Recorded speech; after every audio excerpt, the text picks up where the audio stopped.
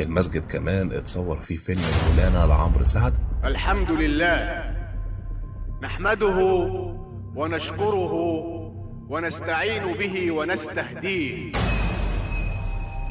واللي طلب أوباما إنه يزوره لما جه مصر. الرئيس الأمريكي كما نتابع الآن يستمع إلى مفصل لكل جنبات مسجد السلطان حسن. مسجد السلطان حسن، المسجد اللي الفراعنة ساهموا في بنائه، المسجد اللي سلطان مصر قال عنه: لولا أن يقال أن سلطان مصر عجز عن إتمام بنائه لتركت هذا المسجد لكثرة ما أنفق عليه. طب إيه حكاية المسجد ده؟ مسجد السلطان حسن واللي بيعتبر من أعظم مباني العمارة الإسلامية في مصر، المسجد اللي قال عنه المقريزي: لا يعرف في بلاد الإسلام معبد من معابد المسلمين يحاكي هذا المسجد. المسجد تم بناؤه بحجارة الأهرامات. كمان مسجد ضخم زي ده ما كانش سهل يتم بناؤه بس بالاعتماد على موارد الدولة، ولكن وفاة 40% من سكان مصر